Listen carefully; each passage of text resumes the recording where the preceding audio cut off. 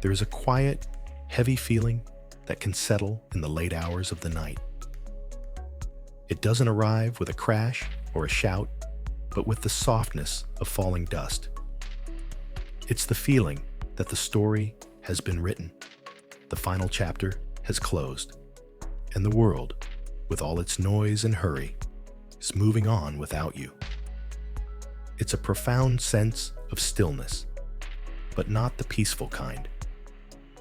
It's the stillness of a theater after the audience has gone home. The stillness of a book that has been read and placed back on the highest shelf. The sense that your part is over. But what if this feeling, as real and as heavy as it may be, is not the truth? What if it is simply a story you have been told, a story so pervasive, so whispered in the background of our culture, that we have mistaken it for reality? Tonight, as you lie here, we are going to do something very simple and very gentle. We are going to create a space to question that story. We won't argue with it or fight it. We will simply hold it up to a softer light and see what else might be true.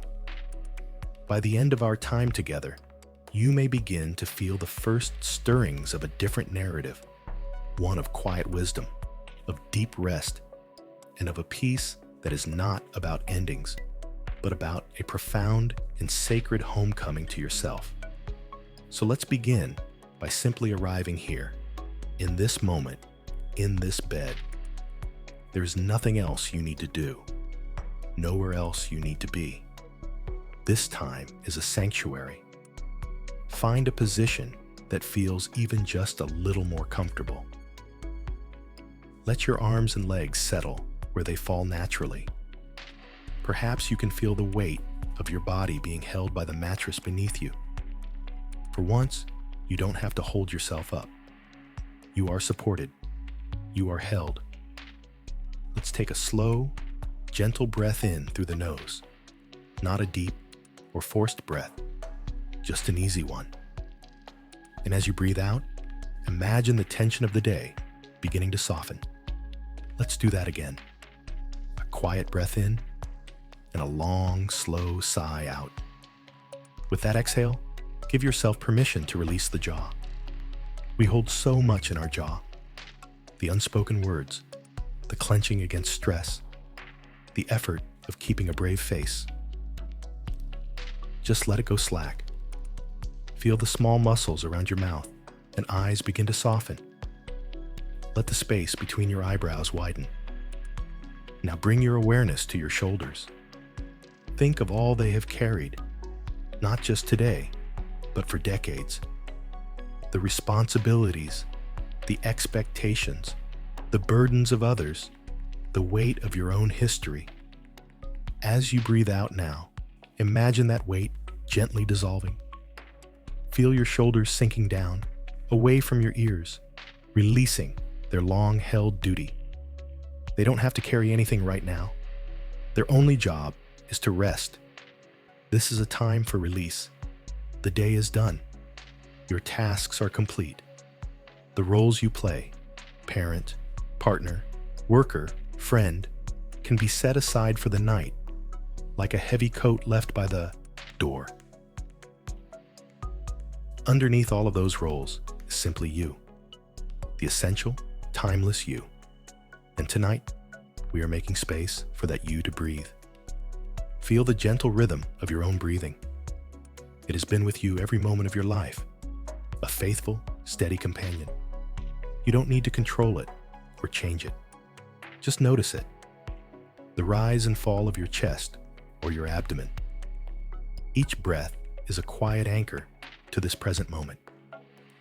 If your mind is busy, filled with the echoes of the day, or worries about tomorrow, that's perfectly okay. Don't try to fight the thoughts. See them as clouds passing in the sky. You are the sky, vast and open, and the thoughts are just temporary weather passing through. You don't have to engage with them. Just return your attention, gently, to the feeling of your breath, in and out. A simple, steady rhythm. The intention for our time together tonight is not to force a new belief or to pretend that difficult feelings don't exist.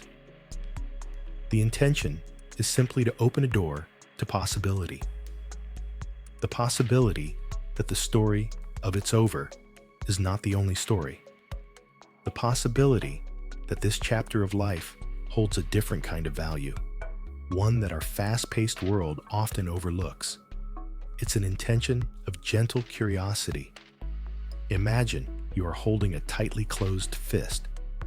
That fist is the belief that your best days are behind you, that your relevance has faded.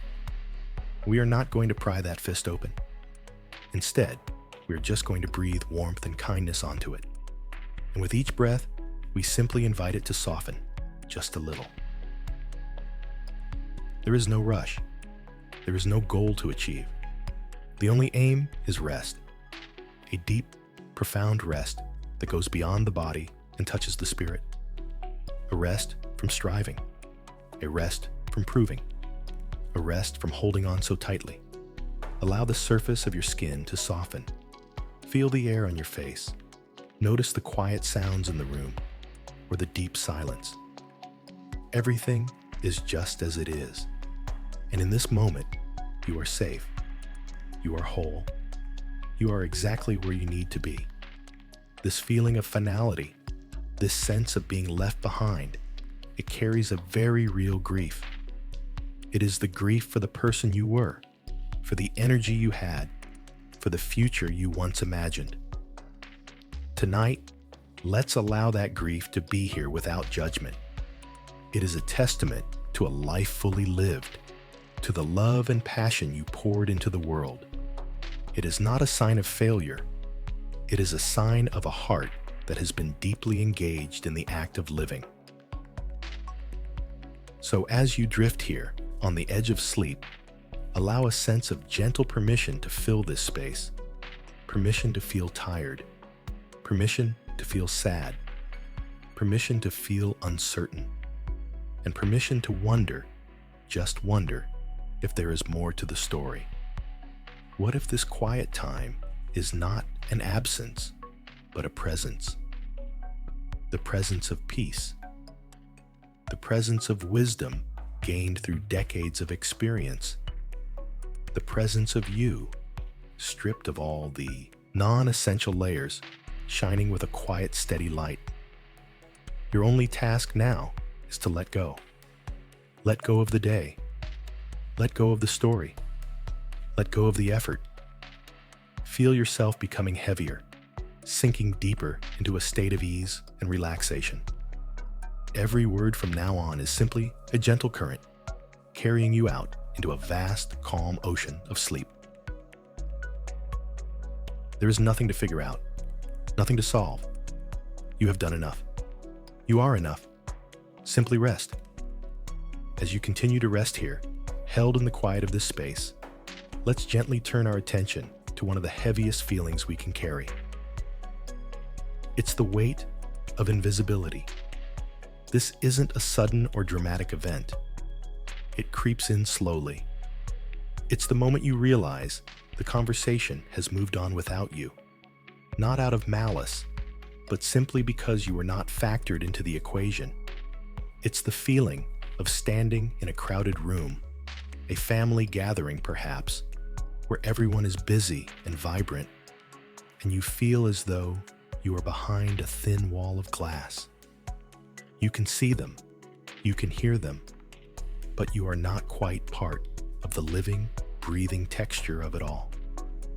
They look in your direction, but they seem to look through you, their gaze landing on something or someone else just behind you. Your presence is acknowledged, yes, like a familiar piece of furniture, but it is not truly seen. Your essence, your history, your still vibrant inner world. It feels as though it has become transparent. There is a very specific ache that comes with this. It is the pain of feeling unheard. You have a lifetime of experience, a perspective forged through decades of joys and sorrows, triumphs and mistakes. You have wisdom to share. Yet when you speak, it can feel as if your words have no weight. They float for a moment and then vanish, unheard, unabsorbed. It's the subtle shift in a conversation when your contribution is met with a polite nod before the topic quickly changes back to something else. It is the well-meaning but dismissive, "Okay, Mom," or "Sure, Dad," that quietly communicates that your input is considered quaint or outdated or simply irrelevant to the concerns of today. This isn't an imagined slight. It is a profound and painful energetic shift that tells you the world is no longer listening for your frequency. And this sense of being unseen and unheard gives rise to a deep and complex grief. It is the grief for the person you once were. Let's be honest and gentle with this. You are grieving a former self, and that is a real and valid loss. You are grieving the person who was needed, the one whose phone rang with problems to solve, the one who was at the center of the family's orbit or the workplace's momentum. You are grieving the body that moved with ease, that recovered quickly, that held an energy you once took for granted. You are grieving the sense of purpose that was so clearly defined by your roles: the builder, the nurturer, the leader, the problem solver. When those roles recede, it can feel as if the very core of your identity has been hollowed out. And in that hollow space, grief resides. It is the ache for the certainty you once had, for the clear path you saw ahead. This grief is not a sign that you are living in the past. It is a sign that you have lived fully, that you have loved deeply, and that you have invested your entire being into the life you have built. To honor that grief is to honor that life. And with this grief comes an exhaustion that is bone deep. It is not just physical tiredness. It is a soul-level weariness. It is the exhaustion that comes from the constant, low-grade effort of trying to remain visible. It's the energy it takes to insert yourself into conversations, to prove you are still sharp, to show that you still have something to offer. It is the tiring work of fighting against the quiet, relentless current of a culture that suggests your time is over. This fight for relevance is a battle no one ever asked for, and one that is impossible to win on those terms. The sheer effort of pretending you don't feel the sting of being overlooked, of maintaining a cheerful facade when you feel dismissed, of just showing up day after day in a world that seems to have moved you to the margins. It is profoundly depleting. It drains the spirit. It makes the simple act of getting through the day feel like a monumental task. You have permission, right here, right now, to stop fighting. You have permission to lay down the heavy armor of forced relevance. You can simply be, with all of your weariness, with all of your grief. Imagine you are setting down a heavy, invisible bag you didn't even realize you were carrying. This bag contains all the effort, all the striving, all the quiet hurt of feeling unseen. Just for tonight, let it rest on the floor beside you. Feel the immediate relief in your shoulders and your back as you let it go. There is nothing you need to prove in this space. Your worth is not up for debate here. The truth is, these feelings are a completely sane and human response to a deeply felt loss.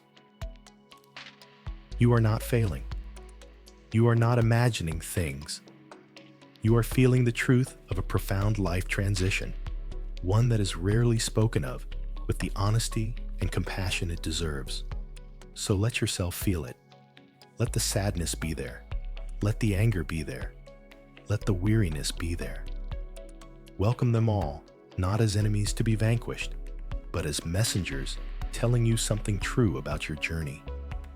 They are telling you that you have loved your life, that you have valued your contribution, and that you are now navigating a new and unfamiliar landscape.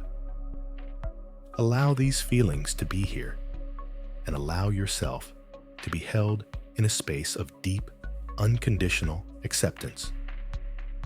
Your experience is real. It is valid. And tonight, it is being witnessed.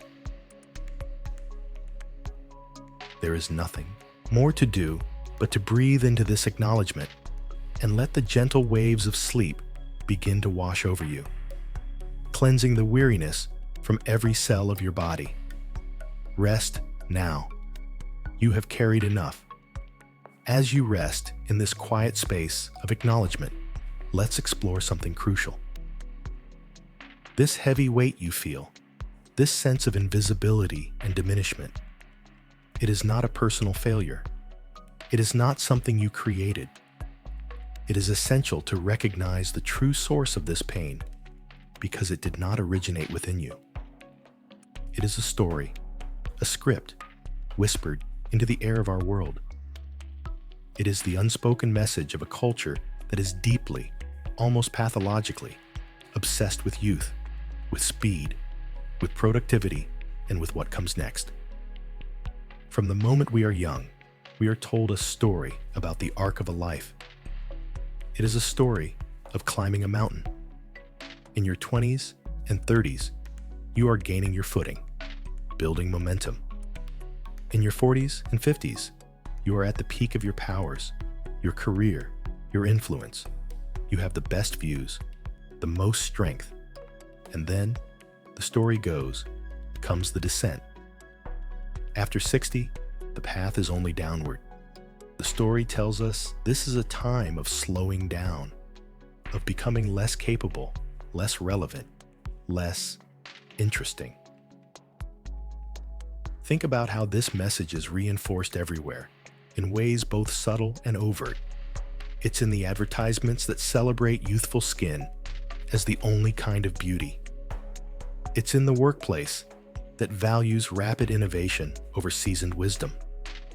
It's in the way older characters are portrayed in movies and television, often as caricatures, either feeble and confused or stubbornly stuck in the past.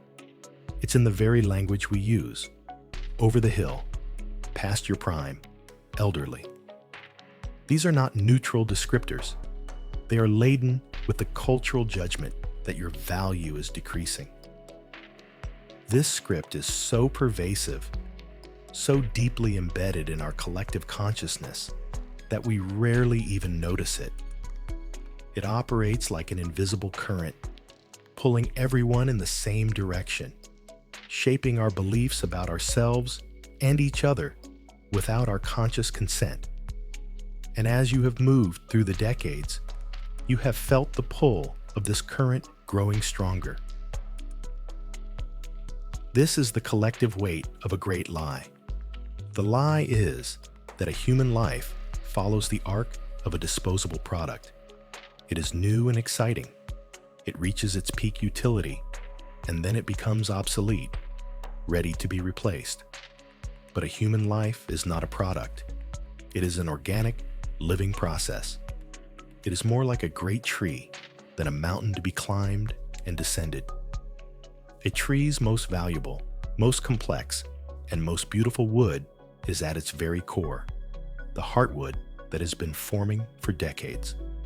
Its rings tell a story of every season it has ever lived through: droughts, floods, gentle springs, and harsh winters. The oldest trees are not over the hill. They are anchors of the entire ecosystem. They are majestic. They are revered. Our cultural script has forgotten this wisdom. It has sold us a thin, impoverished story of what it means to grow older, and we are all carrying the weight of that lie. You feel it as a personal burden, but it is a collective one. Millions of people, right now, are feeling the very same ache, the same sense of being written out of the story, because they too have been breathing the same cultural air their entire lives. And here is the most important part to understand as you lie here on the edge of sleep. The most insidious thing about this external message is how it gets inside. It doesn't just stay out there in the world. It seeps under our skin. It takes root in the quietest corners of our minds and becomes a critical inner voice. This inner voice sounds suspiciously like our own, but it is merely parroting the script it has been taught for a lifetime. It's the voice that whispers, "Don't bother speaking up. Nobody is listening." It's the voice that says, "You're too slow. You're in the way." It's the one that looks in the mirror and recites a litany of all the ways you are failing to live up to the impossible ideal of youth.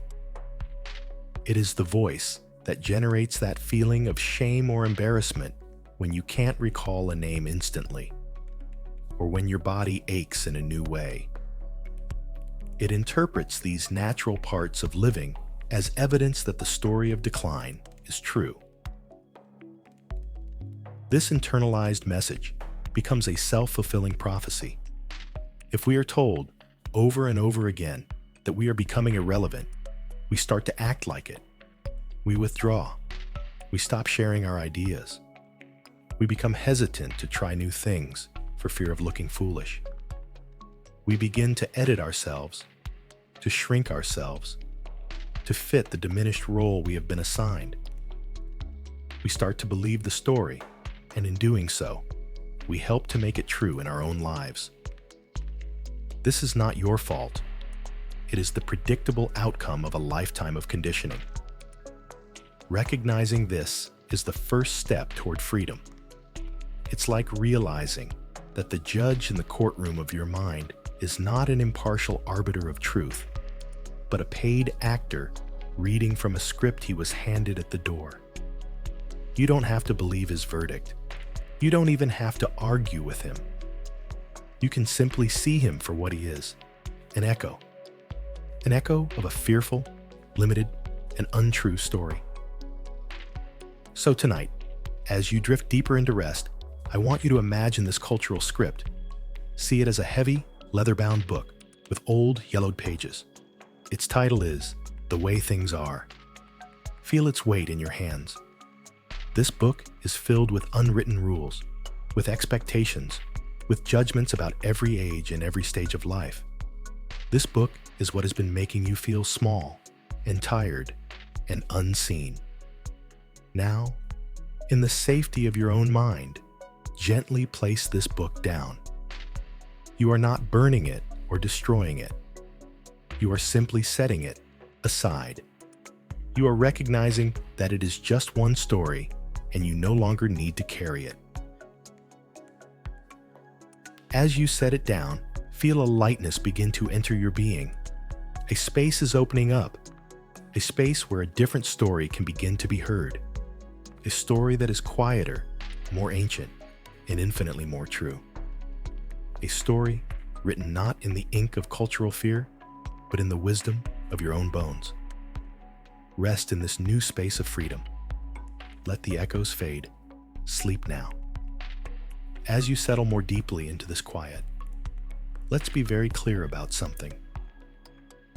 All of these feelings that we've been exploring, the sense of loss, the anger that can bubble up, the emptiness that sometimes echoes in the quiet hours, they are not wrong.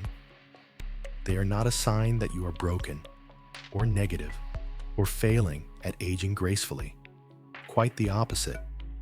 These feelings are a completely sane, healthy, and intelligent response to an insane message. Think about it. If someone constantly whispered in your ear that you were worthless, that your contributions no longer mattered, and that your future was a landscape of decline, would you not feel sad? Would you not feel a spark of anger?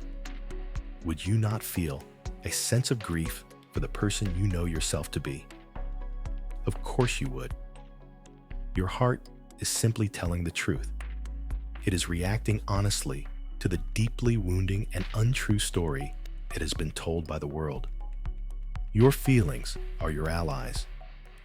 They are a sign that your spirit is still alive and well, that it recognizes a lie when it hears one, even if your conscious mind has been conditioned to accept it. So, let us welcome these feelings. Tonight, we create a safe harbor for them. There is no need to push them away or to cover them with a blanket of forced positivity. The anger you might feel at being dismissed is the fire of your own life force protesting its erasure. It is a sign of your dignity. The sadness you feel is a testament to the depth of your love for the life you have lived and the people you have been. It is a sign of your capacity to connect. The emptiness is not a void, but a space of quiet, a clearing that has been created as old roles and identities fall away, asking for something new to be seen. These feelings are not the problem. They are the indicators of where the healing is needed. They are the compass pointing toward the source of the wound, which, as we have seen, is not inside you, but in the story you have been told. So let them be here. Allow them to exist without judgment, without the need to fix or change them right now. They are part of you, and every part of you is welcome here. And in this, it is crucial to know that you are not alone. This is not a private, secret struggle that is yours to bear in isolation. As you are lying here, listening to these words, there are millions of others doing the same. Millions of intelligent, vibrant, experienced human beings who are also wrestling with the weight of this same story. They are in quiet suburbs and bustling cities, in different countries, speaking different languages, but they share this common human experience. They too have looked in the mirror and felt like a stranger. They too have felt the sting of being talked over in a family discussion. They too have felt that quiet panic that their best chapters are in the rearview mirror. They are your silent comrades in this journey. Imagine, for a moment, a soft, warm light emanating from your heart. Now, imagine that light connecting with millions of other points of light all over the world. This is the network of shared experience. You are part of a vast, unseen community of people who are waking up to the cultural trance of ageism. You are not an isolated case. You are part of a quiet global awakening. There is immense strength and comfort in this realization. The burden you thought was yours alone to carry is in fact a shared one, and a shared burden is always lighter. This understanding normalizes your experience. It takes it out of the realm of, "What's wrong with me?" and places it firmly in the realm of, "This is what it feels like to be a human being, navigating this particular cultural moment." There is nothing wrong with you. You are simply feeling the effects of a powerful story, and now you are beginning to see that story for what it is. The primary purpose of this moment, as you drift towards sleep, is not to solve anything. It is to create a space of radical acceptance. A space where you don't have to be anything other than what you are. You don't have to be cheerful. You don't have to be grateful. You don't have to be an inspiring elder. You can just be. You can be tired. You can be grieving. You can be confused. You can be all of it. Let this be a sanctuary. Imagine the room around you is filled with a soft, gentle energy of compassion. Not pity, but a deep, knowing compassion. It is the energy that says, "I see you, I hear you, and everything you are feeling is okay." Breathe in this acceptance. Let it permeate your body, soothing the tense places, softening the hard edges. For so much of your life, you have likely been the one creating this safe space for others. You have been the one soothing fevers, calming fears, listening to troubles. You have been the steady presence for your children, your partner, your colleagues, your friends. Tonight, it is your turn to receive.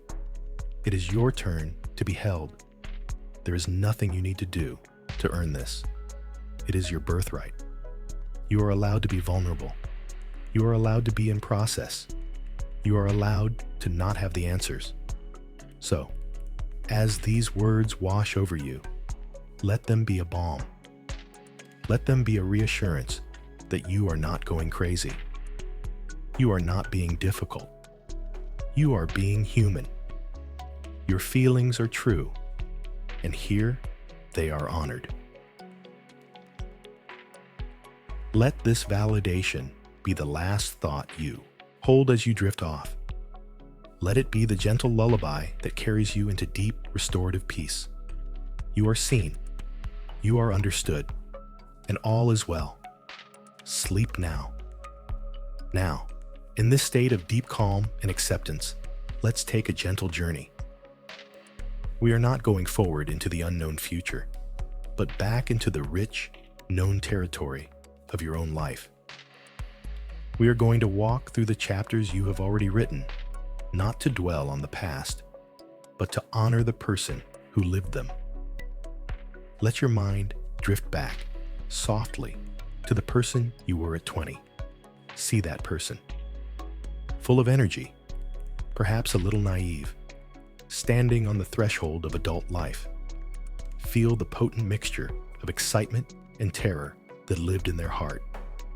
Remember the dreams they had, the friendships that felt eternal, the music that was the soundtrack to their soul. Acknowledge the incredible courage it took for that young person to step out into the world, to make choices that would shape a lifetime, often with so little information and so much raw hope. That person is not gone. They are a foundational layer of who you are now.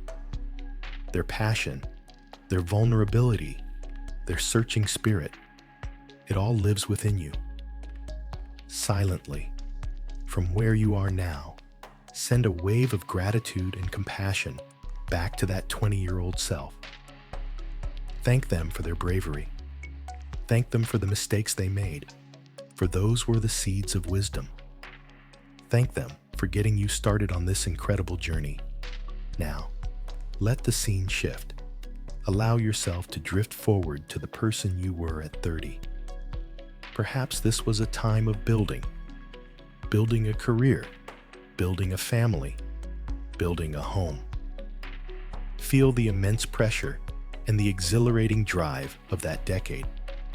Remember the sleepless nights, whether with a crying baby or a looming work deadline. Remember the feeling of juggling a dozen different roles at once, trying to be everything to everyone. See the strength in that 30-year-old, the resilience that got them through exhaustion and disappointment, the fierce, protective love they felt for the life they were creating. That person, with their boundless energy and their deep sense of responsibility, is also still within you. Their capacity to manage, to nurture, to persevere, that is part of your inheritance. From the wisdom of your current vantage point, look back at that 30-year-old and honor their incredible effort. They were doing the very best they could with what they knew. Thank them for their tireless work, for laying the bricks and mortar of the life you have now. They were the architect and the builder, and their efforts were profound. Gently, let the years roll on. Come to the person you were at 40. A different kind of awareness may have been dawning then. Perhaps the first real encounter with limits, with loss, with the understanding that life is not an endless upward climb. This might have been a time of deeper questions, of reevaluation, a time of recognizing your own power and also your own mortality. Feel the blend of competence and confusion that might have marked those years. You were skilled, you were experienced, but you were also beginning to see the bigger picture. And it was both beautiful and daunting. Acknowledge the wisdom that began to take root in that decade. The wisdom of letting go. The wisdom of choosing your battles. The wisdom of knowing what truly mattered. That 40-year-old, standing at the powerful midpoint of life, is a vital part of your story. Their growing discernment, their hard-won self-knowledge. This is woven into the fabric of who you are. Send your appreciation back to them. Thank them for their courage to face uncomfortable truths and for beginning the essential work of inner alignment. And now, arrive at 50. A decade of profound transition for many. Perhaps children were leaving home. Perhaps parents were needing more care. Perhaps your body was beginning to speak in a new language. This was likely a time of great shedding, of letting go of identities that no longer fit.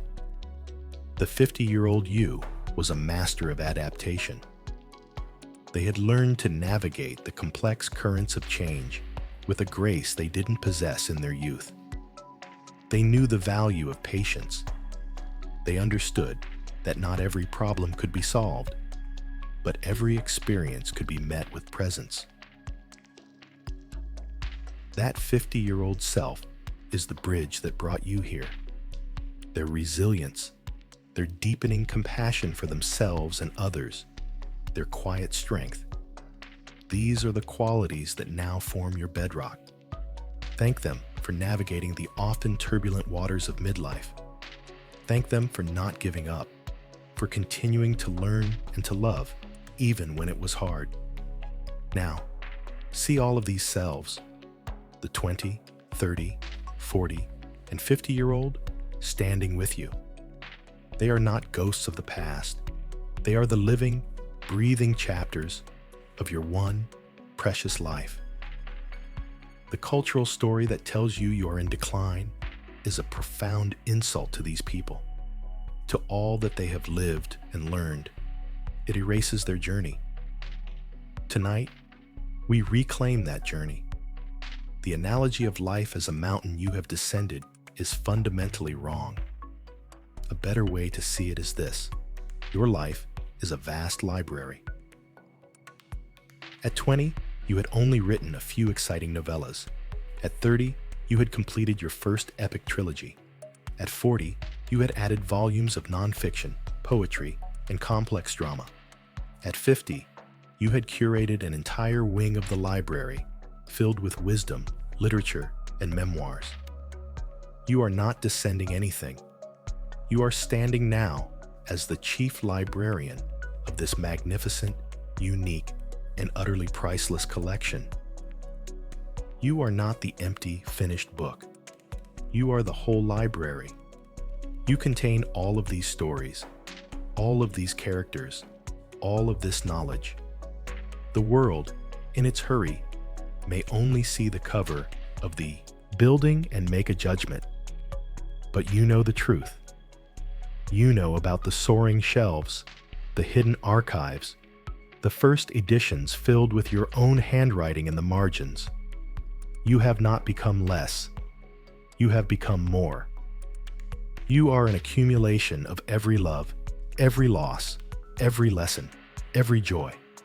You are a living library of human experience. Rest in this knowing. Feel the profound richness of your own being.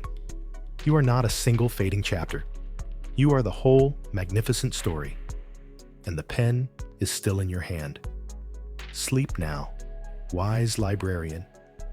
Rest in the quiet halls of your own beautiful history. As you rest in the deep truth of your own rich history, let's create a space for another essential, often overlooked, part of this journey. Tonight, right here, you are being given explicit, unconditional permission to grieve what has changed, to to grieve what is gone. In our culture, there is often an unspoken pressure, especially as we get older, to be perpetually positive, to be the grateful elder who never complains. We are expected to focus on the silver linings, to count our blessings, to put on a brave and cheerful face. And while gratitude is a beautiful and powerful thing, it can become toxic when it is used to deny the very real pain of loss. You are not a robot. You are a human being with a tender heart that has lived and loved for many decades. To have lived is to have lost. It is an unavoidable, fundamental part of the human contract. To deny the grief of that loss is to deny the reality of your own life. So let's release that pressure. You have permission to feel the full ache of sadness for the parts of yourself that have changed. You are allowed to miss the ease with which your body once moved. You can grieve the energy that once felt boundless, the ability to stay up all night and recover the next day. This is not about vanity. It is about mourning the loss of a familiar home, your own body, as it transforms into a new and sometimes challenging landscape.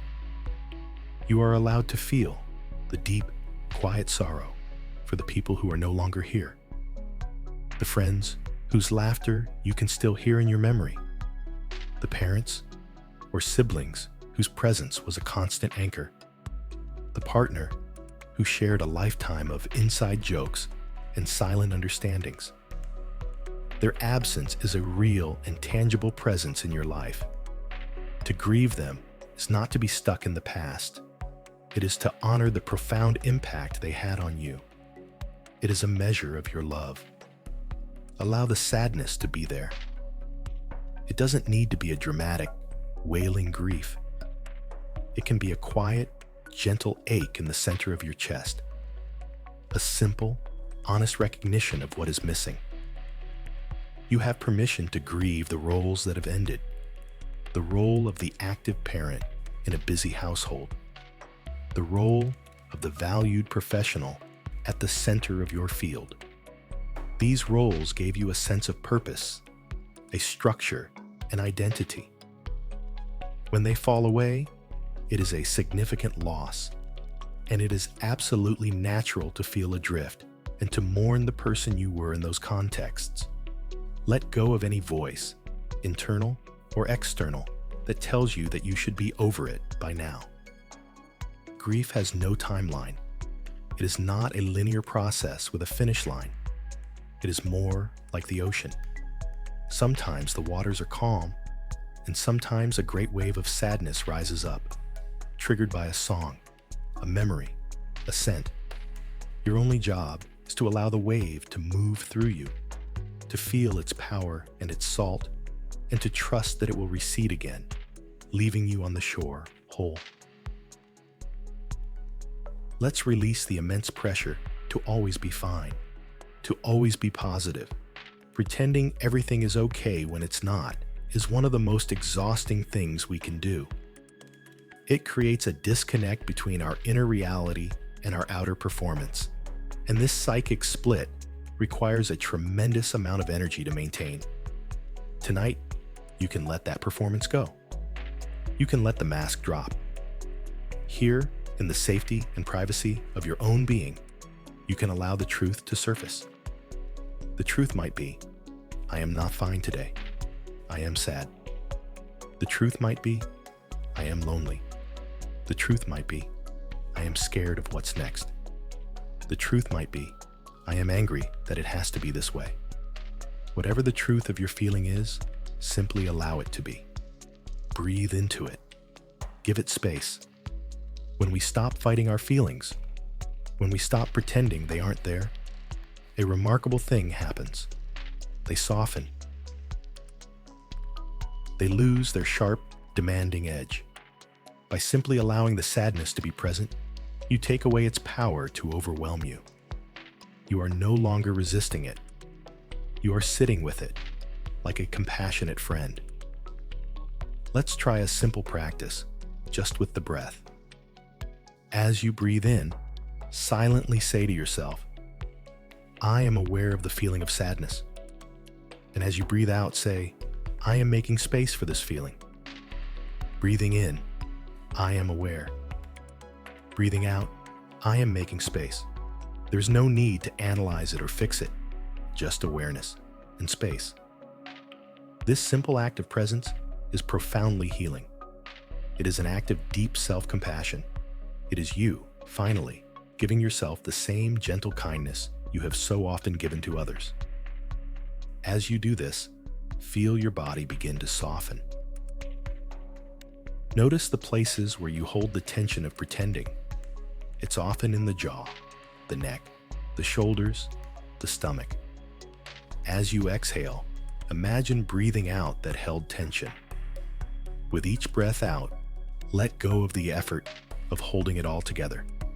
Let your shoulders slump. Let your belly be soft. Let your facial muscles relax. Allow your body to align with the truth of your heart. The truth is that loss hurts. The truth is that change is hard. By allowing your body to soften with this truth, you are not collapsing. You are becoming more authentic. You are letting go of a fight you were never meant to win. You are coming home to yourself. This is not about wallowing in sorrow. It is about honoring it so that it can move through you. Grief that is not felt gets stuck in the body, becoming chronic tension, anxiety, or numbness. Grief that is allowed, that is felt, that is honored, can eventually transform into a deep, quiet wisdom and a profound appreciation for the beauty of what was. So, tonight, give yourself this sacred gift, the gift of authentic feeling. Let your heart be as it is. Let the quiet tears come if they need to. There is no one to see, no one to judge. It is just you, your honest heart, and the gentle, healing darkness. Rest now. Rest in the truth. Having made space for the truth of your feelings, let's now turn to the source of so much of this pressure. We've called it the cultural script, that heavy, unwritten rulebook on aging. Tonight, we are going to do more than just acknowledge it. We are going to consciously and deliberately lay it down. Imagine this script is a physical object. Perhaps it's that heavy, leather-bound book we spoke of earlier. Or maybe it's a thick, gray, woolen blanket imbued with the weight of generations of expectations. It's been draped over your shoulders for so long that you may have forgotten it's even there, mistaking its heaviness for your own natural state. Feel its texture, its oppressive weight. This is the script that dictates the shoulds and the supposed tos. It whispers, you should slow down now. You should be content with a quiet life. You shouldn't try new things. It's not for people your age. You should act your age. What does that even mean? It means you should conform to a stereotype, a caricature written by a society that fears the complexities of a long life. This script is also filled with prohibitions, the should-nots. You shouldn't be a burden. You shouldn't complain about your aches and pains. You shouldn't have strong desires or ambitions anymore. You shouldn't be visible in the same way. Each of these rules, spoken and unspoken, forces you to shrink, to edit yourself, to trim away the vibrant, authentic parts of your being, to fit into a smaller and smaller box. It's an act of slow, psychic self-erasure, and it is exhausting. So, right now, in the sanctuary of your mind, I want you to perform a conscious act of release. Visualize yourself standing up. Feel the immense weight of this blanket or this book. Now, with a slow, deliberate movement, begin to shrug it off your shoulders.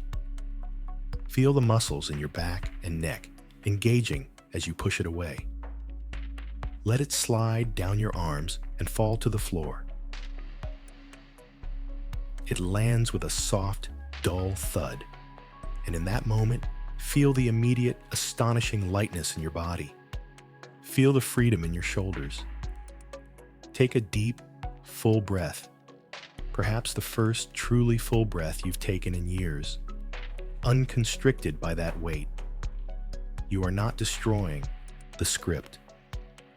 You are not fighting it. You are simply choosing not to wear it anymore. It is not yours. It was never yours. You are letting it go. As you stand there, lighter, take a moment to notice what this release feels like. It is a release from the need to perform old age in a certain way. You no longer have to audition for the role of the good, older person, the one who is quiet, unobtrusive, and asks for nothing. You are free to be complex, messy, vibrant, grumpy, joyful, wise, and foolish, all at the same time. You are free to be a human being, not a stereotype.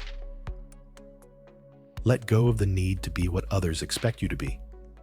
Let go of the quiet anxiety that comes from constantly monitoring yourself, wondering if you are doing it right, if you are aging correctly. There is no correctly. There is only your unique, unfolding path. By laying down the script, you are reclaiming your right to be the author of your own experience. You are taking back the pen. This release also brings with it a profound and healing truth, one that can settle deep into your bones as you drift into sleep. It is this: your worth was never, ever tied to your role, your age, or your productivity. Let that sink in. Our culture conflates these things.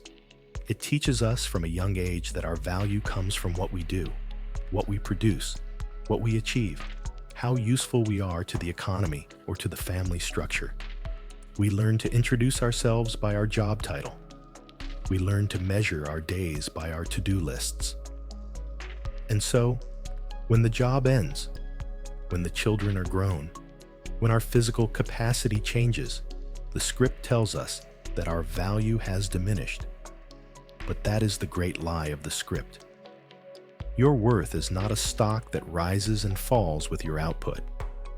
Your worth is inherent. It is the simple, sacred, unquestionable fact of your existence. You were worthy the moment you were born, and you are just as worthy now. Your worth does not need to be earned. It cannot be increased by success or decreased by age. It simply is. It is the light of your consciousness. It is the love in your heart. It is the accumulated wisdom of your unique journey on this earth. Think of a magnificent ancient redwood tree. We do not value the redwood for the number of cones it produces in a year. We do not ask what it has done for us lately. We value it for its being, for its towering presence, its deep roots, its resilience, its age. Its very existence enriches the world. Your existence is no different. By simply being here, you are a repository of history, a library of experience, an anchor of wisdom in a world that desperately needs it. Allow this truth to wash over the parts of you that have felt worthless or diminished. Let it be a soothing balm for the wounds of invisibility. Your value is not in what you do. It is in who you are. And who you are is a miracle of existence, a complex and beautiful tapestry woven over many decades.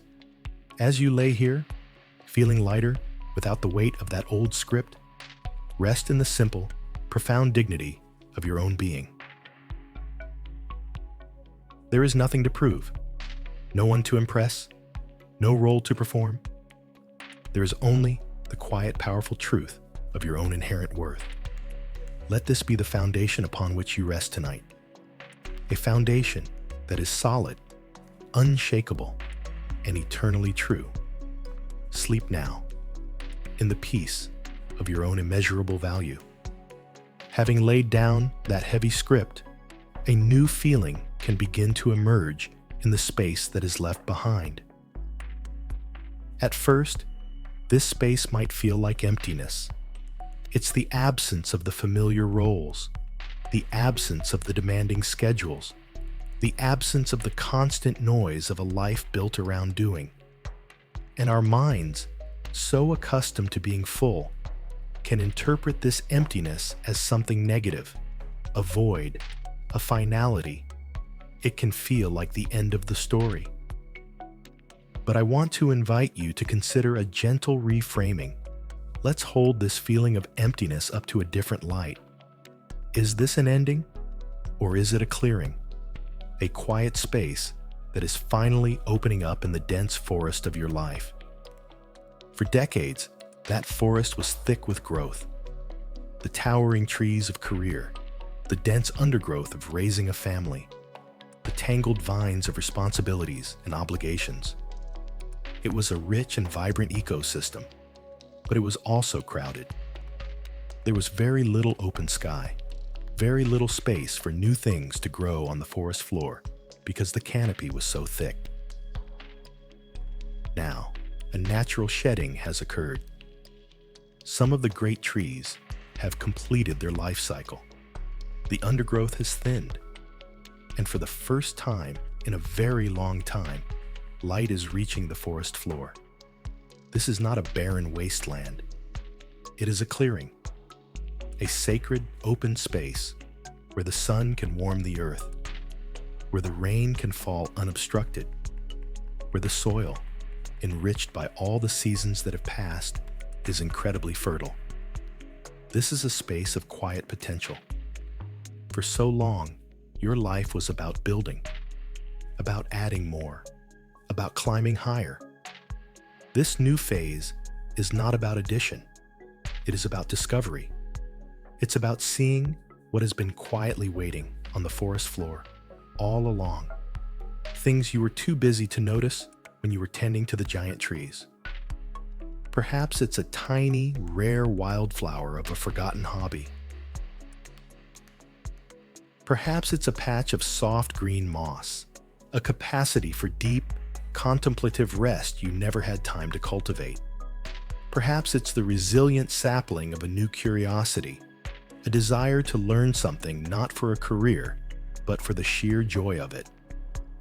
This clearing is not a sign that life is over.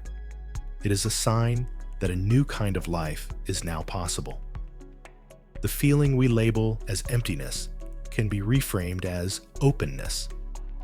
The two feel very different in the body. Emptiness feels like a lack, a hollow ache. It pulls inward with a sense of loss. Openness, on the other hand, feels expansive. It is a state of possibility. It is the feeling of an unwritten page, a clean canvas, an unscheduled afternoon. It doesn't demand to be filled immediately. It invites you to simply be in it, to breathe in it, to listen to what its quiet has to teach you. Imagine the difference between an empty house that has been abandoned and an open field on a beautiful spring day. The empty house echoes with what's gone. The open field hums with what could be. You are not an abandoned house. You are an open field, and the soil of that field is your own accumulated wisdom. What seeds might you plant in this field? There is no pressure to answer this question tonight. The beauty of this phase is the absence of pressure. The planting does not have to be for a grand harvest. You don't need to grow a great forest again. You can plant for the simple pleasure of it. You could plant a single beautiful rose bush, a new friendship perhaps. You could cultivate a small herb garden, a gentle daily practice like meditation or walking. You could simply choose to lie in the grass and watch the clouds, a radical act of being rather than doing. This shift from emptiness to openness is one of the most profound spiritual tasks of the later chapters of life. It requires us to release our addiction to being busy, to being needed in the old ways. It asks us to find our value not in our function, but in our presence. It is a movement from a life of ambition to a life of meaning. Ambition is about achieving external goals. Meaning is about your internal state of being. You have lived the life of ambition. You have built and achieved and succeeded. Now, you are being invited into the life of meaning. And meaning is often found in the quietest, most open spaces. It's found in watching a sunset without checking the time. It's found in a conversation that has no agenda. It's found in listening to a piece of music and letting it break your heart open. It's found in the simple, profound act of being present to the miracle of your own breath. So as you lie here, drifting toward sleep, let go of the fear of emptiness. Instead, invite in the feeling of openness. Imagine your inner world as a vast, quiet, sunlit clearing. Feel the warmth of the sun on your skin. Feel the gentle breeze. There are no demands here, no schedules to keep, no roles to perform. It is a space of pure, peaceful potential. And in this clearing, you can finally rest. You can lay down your tools, your plans, your worries. You can simply be, held in the quiet, fertile ground of your own life. This is not an ending. It is a homecoming. It is a return to the essence of who you are, beneath all the doing. This is a sacred pause. Let this feeling of peaceful openness be your lullaby tonight.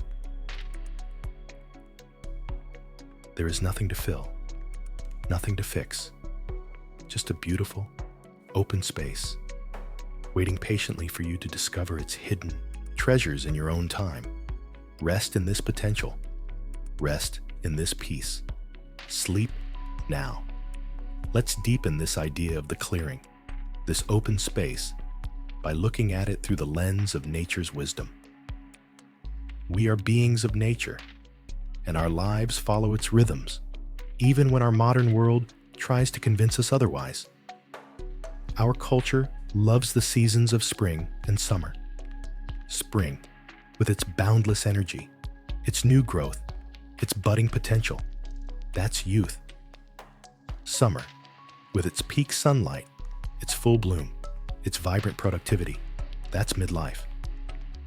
And so, the story goes, autumn is a time of decline, and winter is the end. But any true gardener, any farmer, any person who lives close to the land knows that this is a profound misunderstanding of the cycle. Winter is not the end. Winter is a crucial, necessary, and deeply restorative part of the whole. This chapter of your life is not a final destination. It is your winter. And winter has its own sacred purpose. On the surface, winter can look like an ending. The leaves are gone. The branches are bare.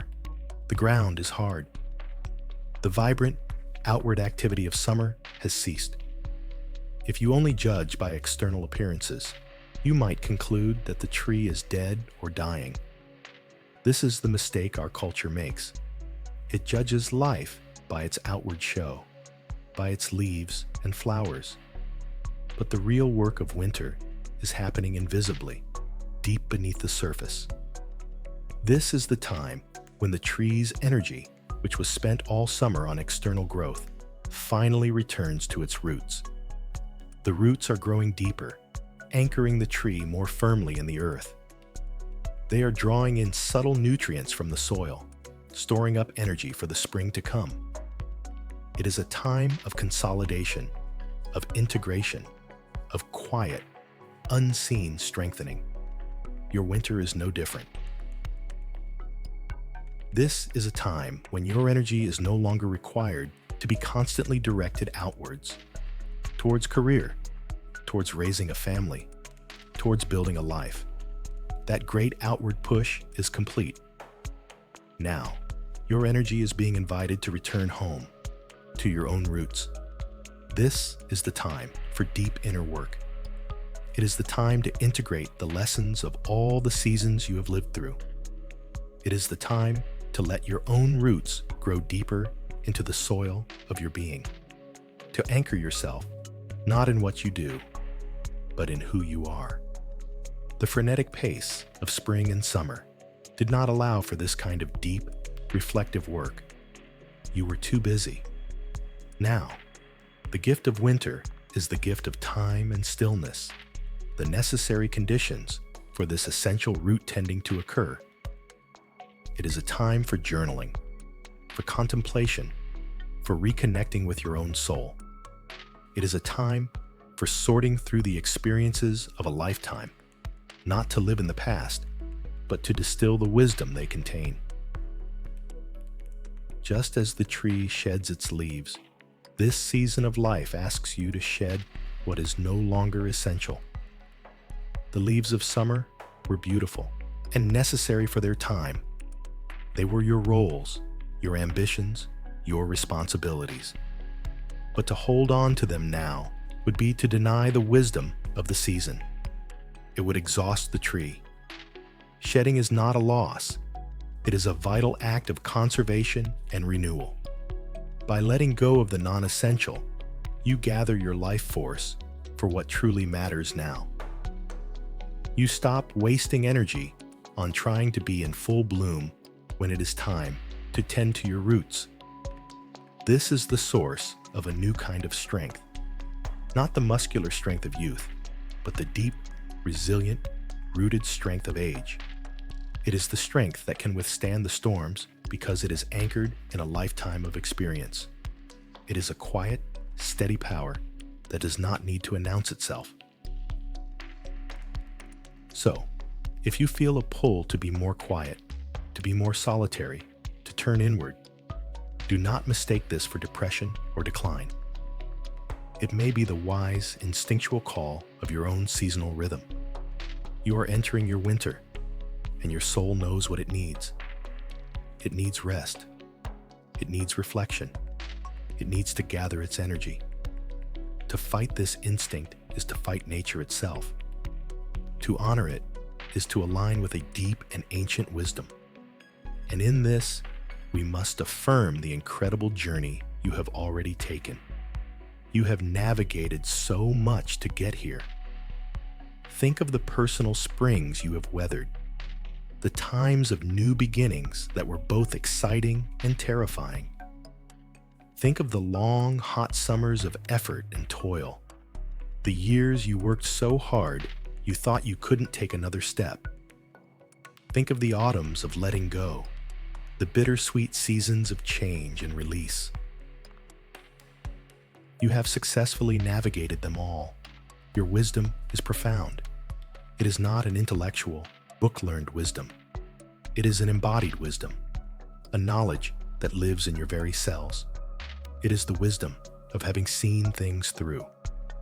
You have seen fads come and go. You have seen political tides turn and turn again. You have seen relationships blossom, wither, and sometimes bloom again. You have seen technology transform the world.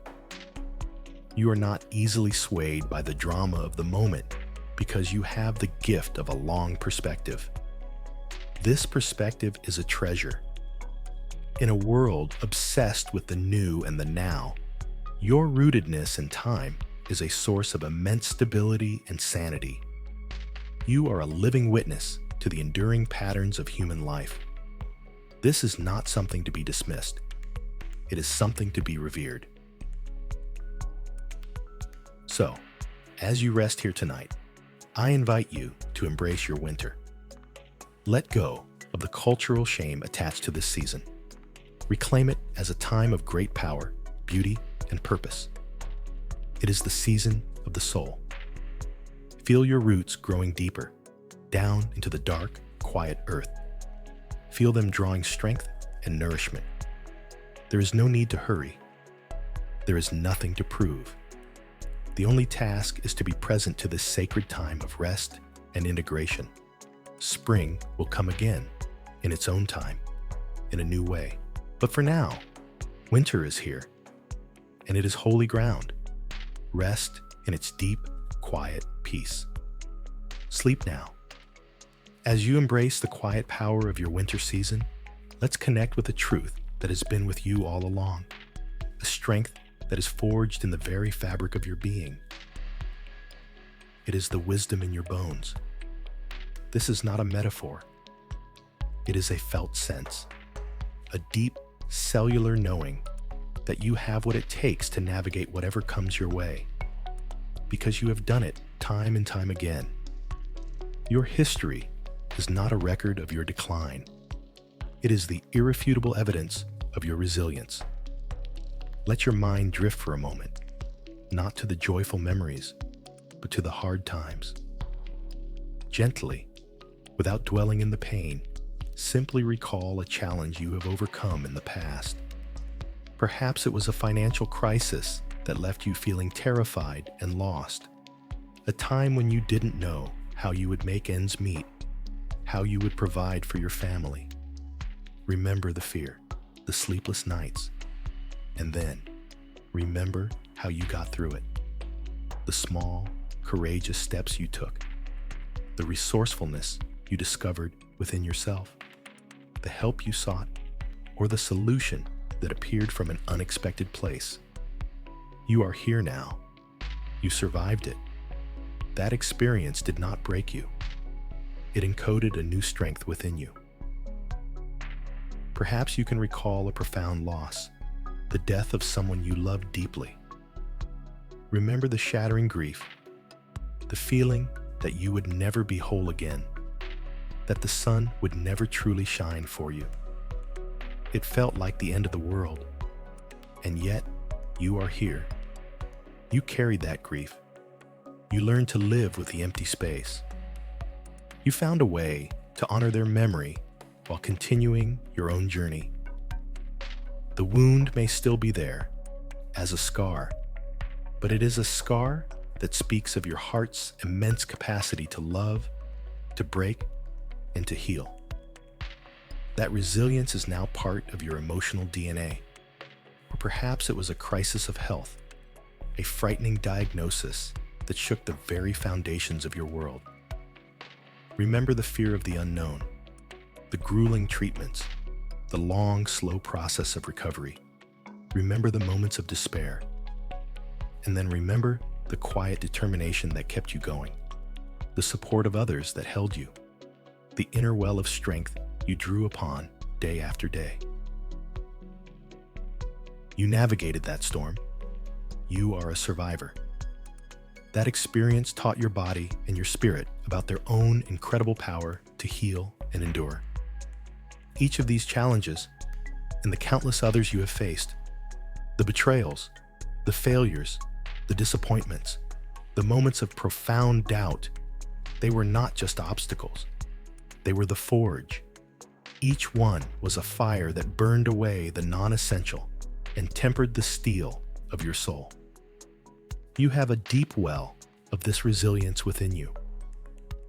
It is not something you need to go out and find. It is already here. It is the accumulated strength of every battle you have ever won, every storm you have ever weathered.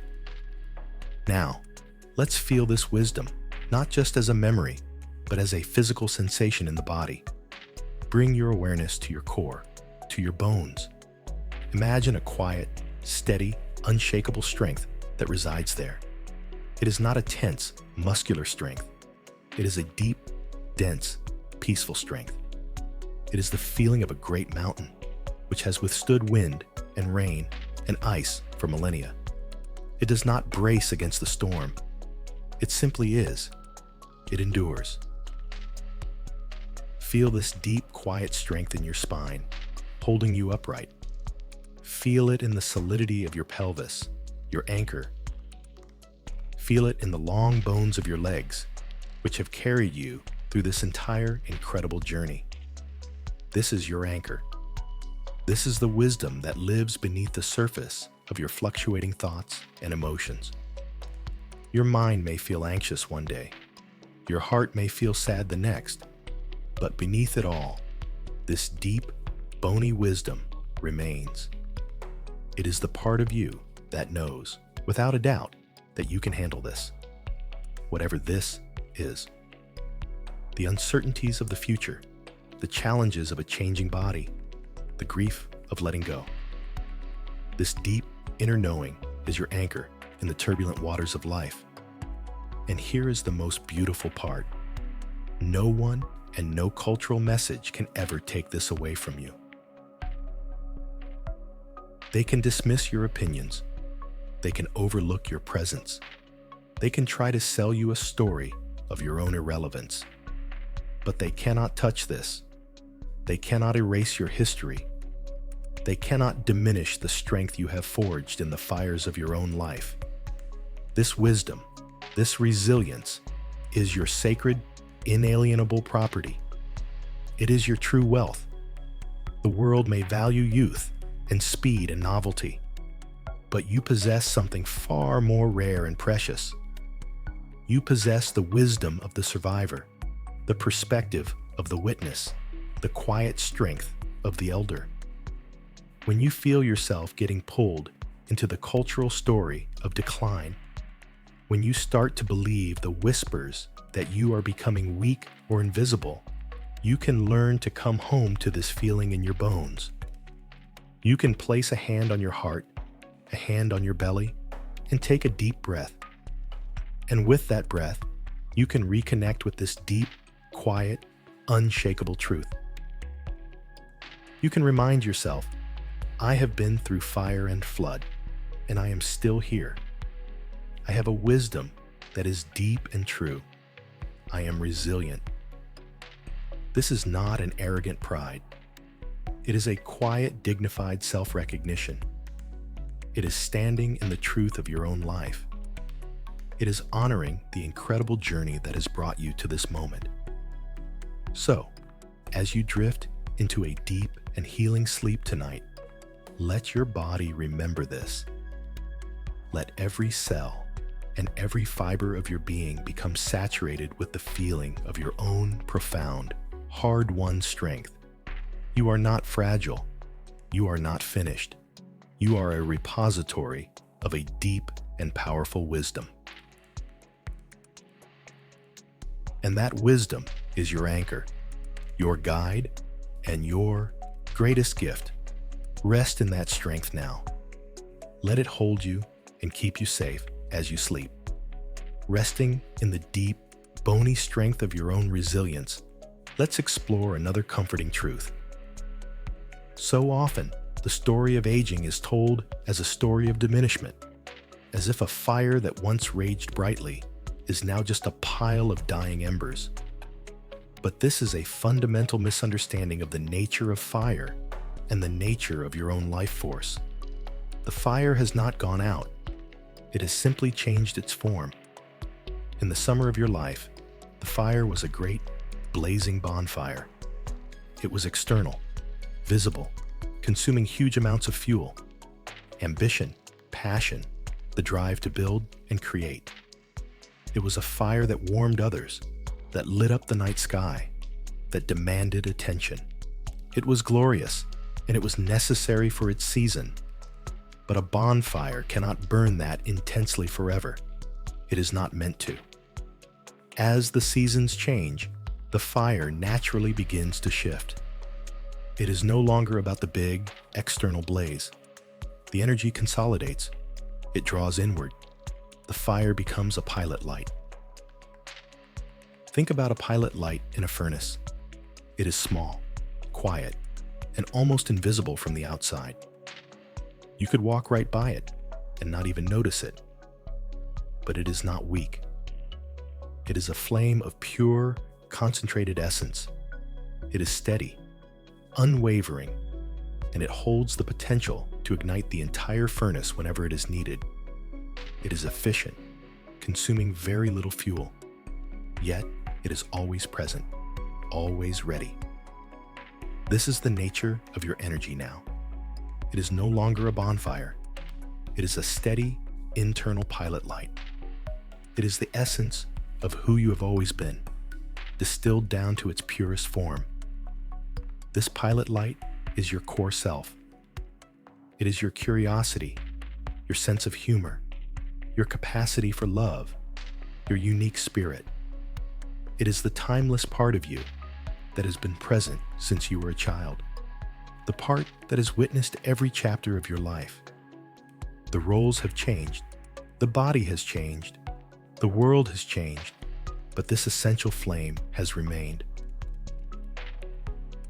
The work of this life season is not to try and build another bonfire. That would be exhausting and inauthentic. The work is to reconnect with your own pilot light, to honor its quiet, steady presence. To do this, we often need to clear away the ash and debris that has accumulated over the years from the great bonfire. The ash of old roles, the debris of other people's expectations, the soot of responsibilities that are no longer yours to carry. For decades, this little flame might have been buried. Your life was so full, so demanding, that your own small, quiet joys and curiosities had to be set aside. There was simply no time or energy for them. They were the hobbies you meant to get back to, the books you wanted to read, the music you loved, but never had time to listen to. They were the quiet whispers of your own soul that were drowned out by the noise of daily life. Now, in the clearing, in the quiet of the winter season, you can finally begin to hear those whispers again. Reconnecting with your pilot light is about tending to these small, quiet flames. It is not about finding a grand, new, all-consuming purpose. That is the language of the bonfire. The language of the pilot light is one of gentle curiosity and simple delight. It asks, what is one small thing that would bring a spark of joy to my day, just for me? Not for anyone else, not to be productive, not to impress anyone, just for the quiet, simple pleasure of it. Perhaps it is the feeling of working with soil in a small garden. Perhaps it is the challenge of a crossword puzzle. Perhaps it is listening to the music of your youth and allowing yourself to be transported back in time. Perhaps it is the simple act of sitting with a cup of tea and a good book, with no other agenda. These are not trivial things. They are the sacred fuel for your inner flame. They are acts of profound self-love, of remembering the person you are underneath all the roles you have played. And in this, we arrive at a beautiful affirmation. The most essential part of you is timeless and whole. Your body is in time. It ages, it changes, it follows the laws of the physical world. Your roles are in time. They begin and they end. Your achievements are in time. They are moments on a long continuum. But this pilot light, this essential spark of you-ness, is not in time. It is timeless. It is the eternal part of your consciousness. It has not aged. It has not diminished. It has only been obscured. It is as whole and as vibrant today as it was when you were 20. It has simply gathered more wisdom, more compassion, more perspective around it. To connect with this timeless self is to find a place of deep peace and stability, a place that is untouched by the changing circumstances of your life. You are not just your aging body. You are not just your past roles. You are the timeless awareness that is experiencing these things. By shifting your identity from the temporary vessel to the timeless pilot light within, you free yourself from the fear of aging. The vessel will change. That is its nature. But the light within is constant. So, as you drift deeper into sleep, bring your attention to the center of your chest. Imagine, in your heart space, a small, warm, steady flame. It might be golden or blue or a soft white. It doesn't flicker wildly. It just is. Calm, peaceful, and eternal. This is you. This is your pilot light. Breathe into it. Feel its gentle warmth spreading through your entire body. Let it be a source of comfort and reassurance. This flame cannot be extinguished. It is the indestructible essence of your being.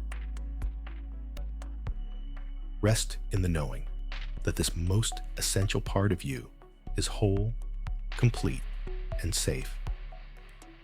The bonfire was for the world. This quiet, steady flame is just for you. It is your homecoming. Sleep now, held in the gentle, eternal light of your own beautiful spirit. As you rest in the warmth of your own timeless inner light, let's gently begin to plant some seeds. We are not doing this with effort or force. We are doing this in the way that nature plants seeds, by simply allowing them to fall on fertile ground, trusting that in their own time, under the right conditions, they will begin to sprout. The fertile ground is your deep subconscious mind, especially receptive now as you drift towards sleep. The seeds are simple, gentle questions, beginning with the two most powerful words for creating possibility. What if? We are not asking these questions to find immediate answers. The pressure to have an answer is the old way, the way of the busy mind. Tonight, we are simply introducing the questions, letting them sink into the rich soil of your being without any attachment to the outcome. So, let this first seed fall. What if this chapter is unwritten? For so long, you have been living according to a script, the cultural script of aging, the personal script of your roles and responsibilities. It can feel as though the story has already been written, and you are just playing out the final predictable scenes. But what if that's not true? What if the pages of this chapter are, in fact, completely blank? What if everything you think you know about being over 60 is just the preface, written by someone else, and you are just now picking up the pen to write the first sentence of the actual story? Imagine the feeling of a truly blank page. It's not a void. It's pure potential. It's freedom. There is no need to write a masterpiece. The first sentence could be very simple. It could be, "Today, I will notice the color of the sky." It could be, "Today, I will listen to one song that I love." The power is not in the grandeur of the story, but in the realization that you are the one who gets to write it. Let that seed of possibility, this chapter is unwritten, settle deep inside you. Now, let another seed fall. This one is about purpose. The old script tells you that your purpose is tied to your productivity and your usefulness to others. When those things change, it can feel like your purpose has vanished. But what if purpose can change its form, just like your inner fire did? What if purpose in this season is not about doing, but about being? What if your purpose is simply to be a vessel of peace in a chaotic world? What if your purpose is to be a keeper of stories, a living library for the generations to come? What if your purpose is to finally, after a lifetime of caring for others, learn how to deeply and unconditionally care for yourself?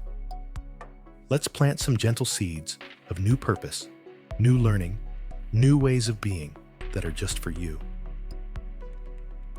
What if you were to learn something new, not to build a career, but for the sheer, childlike delight of it? Perhaps learning to identify the birds in your backyard, or learning a few phrases in a language of a country you've always dreamed of, or learning how to use a tablet to explore the world's museums from your own home. These small acts of learning reconnect you with the natural curiosity of your pilot light. They send a powerful message to your subconscious. I am still growing. I am still learning. I am still engaged with the mystery of life. Another seed. What if you were to find a new way of contributing? One that flows from your wisdom rather than your physical energy? Perhaps it's volunteering to read to children at the local library, or becoming a mentor, or simply being the person in your family or neighborhood who people can come to for a calm perspective, a listening ear, a story from the past that sheds light on the present. This is not about being useful in the old sense. It is about sharing the unique gift that only you possess, the gift of your accumulated wisdom. And here is perhaps the most important seed of all. What if you were to let go of grand expectations?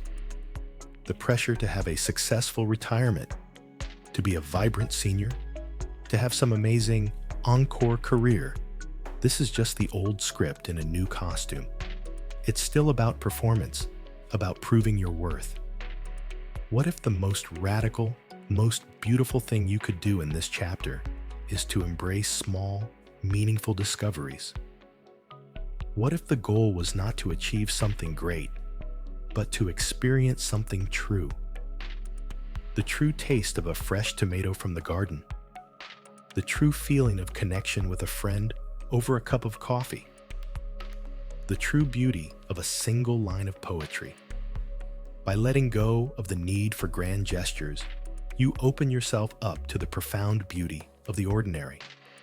You start to see that the whole world is alive with miracles, and you finally have the time to notice them. These seeds of the unwritten page, of a new kind of purpose, of joyful learning, and of small, meaningful moments are now being planted in the most fertile part of your mind. You do not need to tend to them. You do not need to water them with effort. Your only job is to rest and to allow the gentle rain of sleep to nourish them. In the coming days and weeks, you may notice small sprouts of new ideas, new impulses, new feelings, a sudden desire to visit a place you haven't been in years, a flicker of interest in a topic you've never explored, a moment of simple, unexpected joy. These are the seeds beginning to grow. Greet them with gentle curiosity, without pressure. Not every seed will become a great tree. Some may just be a small flower that blooms for a day. It doesn't matter. The point is not the harvest. The point is the act of planting. The point is the affirmation that your inner landscape is still alive, still fertile, and still capable of new growth. You are not a barren field. You are a garden, rich with the soil of a lifetime, just waiting for a few new seeds and a season of gentle, quiet attention. Rest now. Let the subconscious do its quiet, magical work. Sleep is the gentle gardener, tending to the seeds of what if, as these seeds of possibility settle into the fertile ground of your being. Let's allow a profound truth to integrate, to become part of you at the deepest level. It is a truth that brings together everything we have explored tonight, and it is the key to your freedom. While you did not write the cultural script that was handed to you, the one that whispers of diminishment and irrelevance, you are the sole and undisputed author of your response to it. This is where your true power lies. It is not in trying to change the world, to fight the cultural tide, or to convince others of your worth. That is a battle of exhaustion. The real power is internal. It is the quiet, unshakable power of choosing what to believe about yourself, one moment, one breath at a time. Let this sink in. You get to choose. You did not choose the story you were told, but you absolutely choose whether or to believe it. For decades, you may have been an unconscious consumer of this cultural story. You breathed it in with the air, absorbed it through the media, heard it in the casual remarks of others. You internalized it without even realizing it was a choice. Tonight, you have brought it into the light of your awareness. You have seen the script for what it is, a collection of fear-based ideas, not a fundamental truth. The moment you see it, you are no longer its prisoner. The moment you recognize it as just one story among many, you reclaim your power to choose a different one. This is the ultimate act of self-authorship. It is the moment a character in a play realizes they are on a stage and can step off of it, or even rewrite their own lines. You are that character, and this is that moment of awakening. Feel the quiet power in this. It is not a loud, aggressive power. It is the steady, sovereign power of your own consciousness. It is the freedom to say, I see the story of decline that society is offering me, and I respectfully decline to participate in it. I am choosing to write a different story for myself. What does this look like in practice? It is not about grand, dramatic gestures. It is about small, internal shifts made consistently over time. It is the moment you catch that critical inner voice telling you, you're too old for that. And you gently but firmly respond, that's just the old script. I get to decide what I am capable of. It is the moment you feel the sting of being overlooked in a conversation, and instead of letting it define your worth, you connect with that deep, bony wisdom inside you and remember your own inherent value, independent of anyone else's approval. It is the moment you look in the mirror, and instead of focusing on the wrinkles as evidence of decay, you choose to see them as lines of a life well lived, a map of your incredible journey. Each of these moments is a choice. Each choice is an act of authorship. With each choice, you are writing a new sentence in your own personal script, a script based not on fear, but on wisdom, not on external validation, but on internal knowing, not on cultural stereotypes, but on your own authentic experience. This is the profound truth. You are the one who holds the pen now, not your children, not your doctor, not the advertisers on television, not the unwritten rules of society. You, and you alone. The pen is your own attention, your own consciousness. Wherever you place your attention, that is the story you are writing. If you place your attention on everything you have lost, you write a story of lack. If you place your attention on the quiet joys and small wonders that still exist, you write a story of gratitude. If you place your attention on your body's aches and limitations, you write a story of frailty. If you place your attention on the deep resilience and wisdom your body holds, you write a story of strength. The external facts may not change, but the story you weave around them, the meaning you give them, is entirely up to you.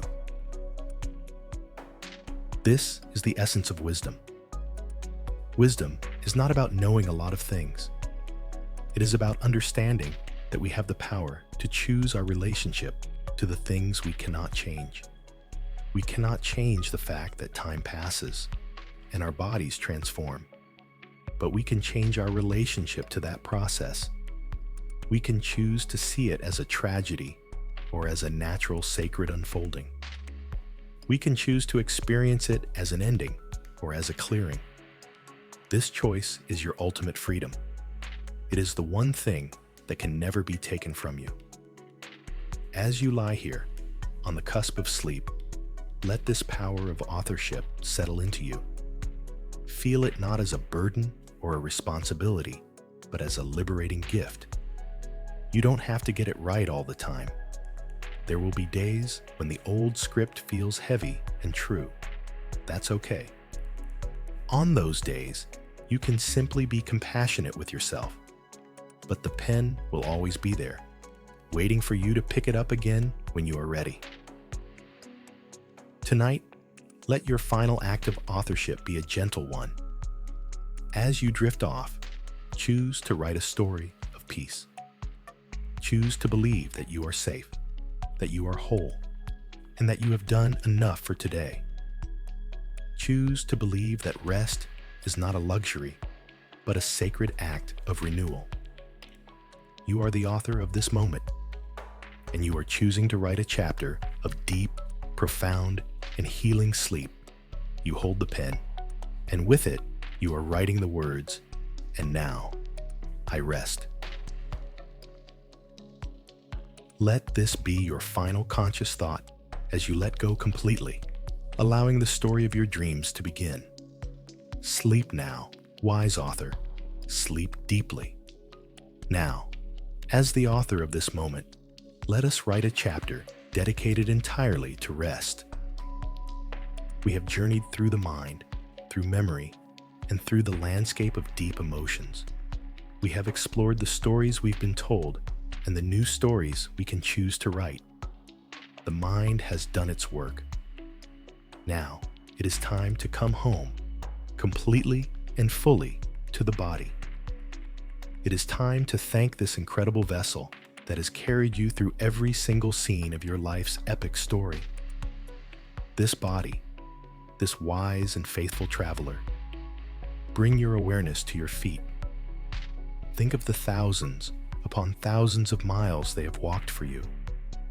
They have walked you towards joy and away from sorrow. They have stood firm when you needed to be strong, and they have carried you forward when all you wanted to do was stand still.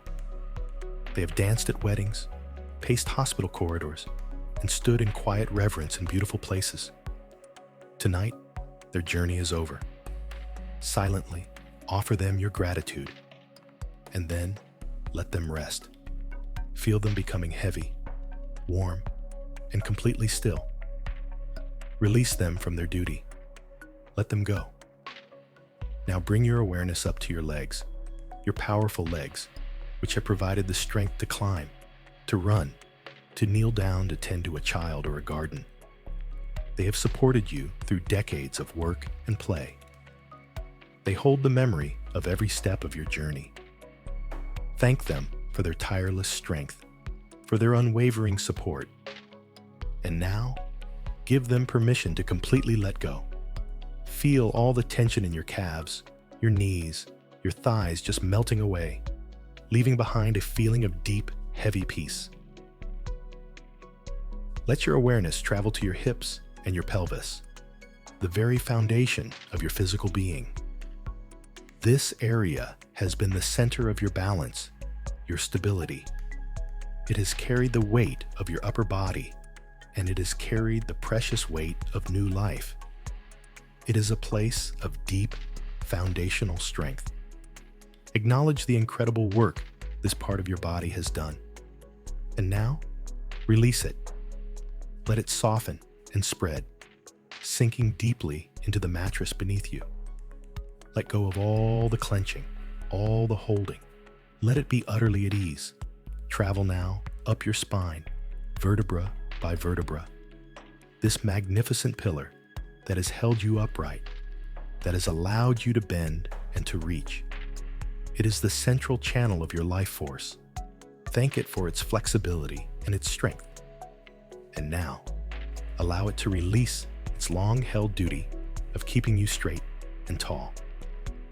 Let it be fully supported by the bed, every small muscle along its length, letting go, creating space and ease. Bring your attention to your stomach and your chest, the home of your breath and your digestion, the center of your deepest feelings. This area has held your anxieties, your griefs, your joys. It has risen and fallen with every breath you have ever taken.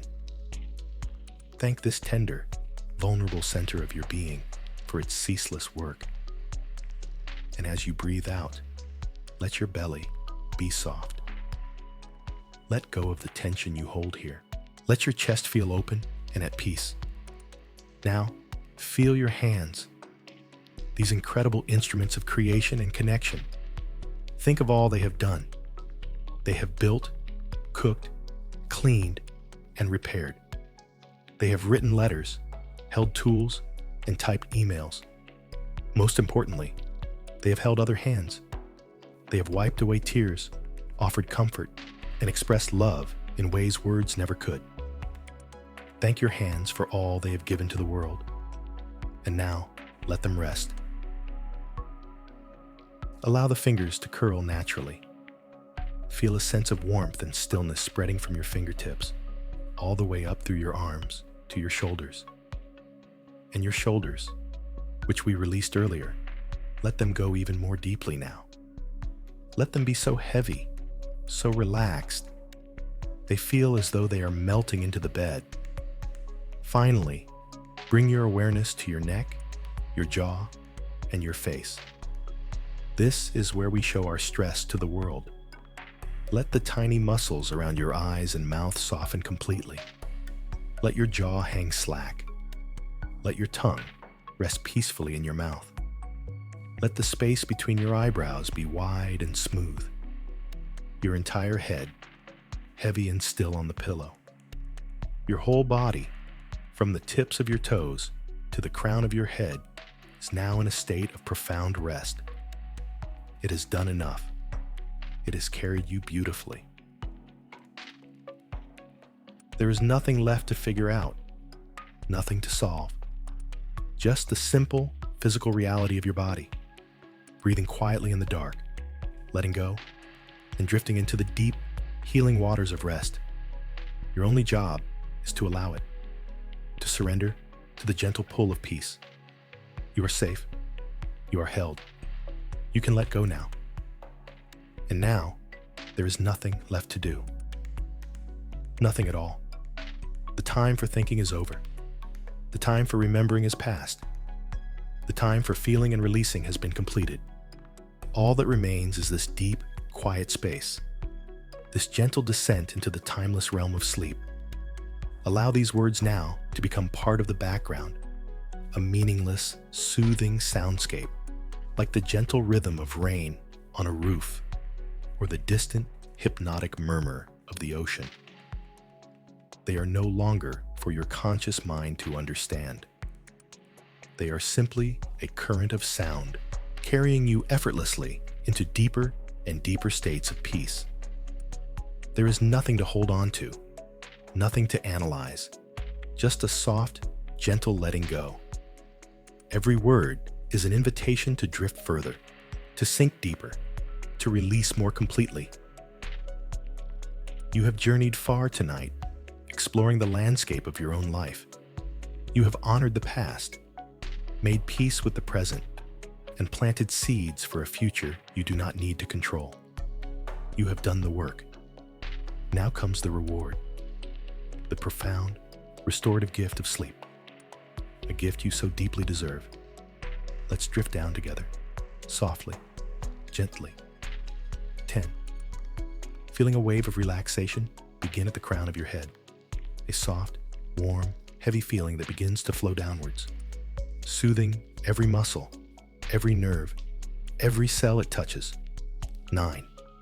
This wave of peace flows over your forehead, smoothing away any remaining lines of worry, flowing over your eyes, your cheeks, your jaw, releasing everything, letting it all go. 8. The gentle wave continues down through your neck and into your shoulders, dissolving the last remnants of tension. A feeling of wonderful, heavy release, sinking down, down, down. 7. The warmth flows into your chest and your back, a deep sense of calm spreading through your entire torso. Your breathing slow, deep, and perfectly regular. 6. Feeling so heavy now, so deeply relaxed, as the wave of peace moves through your abdomen, soothing, calming, bringing a profound sense of inner stillness. 5.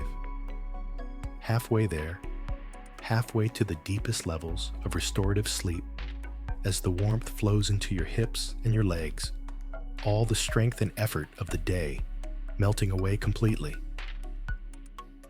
4. Your legs are so heavy now, so completely at rest it would feel like too much effort to even think about moving them. You are just letting go, drifting, floating on a calm, quiet sea. 3. The wave of peace reaches your feet, and a tingling warmth spreads through them, a final signal to your entire body that it is time to sleep, time to heal, time to regenerate. 2. Almost there now. Your entire body is heavy, calm, and still. Your mind is quiet, empty, and peaceful. You are on the very edge of sleep, about to slip into its beautiful, velvety darkness. 1. Letting go completely now, releasing all conscious control, falling backwards into a soft, safe, welcoming cloud of peace. There is nothing to figure out, nothing to solve, just rest. The questions we've asked, the stories we've told. What is an ending, and what is a beginning? Is a life a mountain to be climbed, or a library to be filled? Is this an empty space, or an open clearing? Is it a dying fire, or a steady pilot light? These are not questions to be answered now. They are mysteries to be lived. They are seeds that will grow in their own time. Your only task is to trust the process. Trust the wisdom of your body to heal. Trust the wisdom of your subconscious to integrate. Trust the wisdom of your soul to guide you. Sleep is coming to you now. Welcome it as a dear friend. It is here to hold you, to heal you, and to bring you the gift of a new day, fresh and unwritten. Sleep deeply, peacefully, now.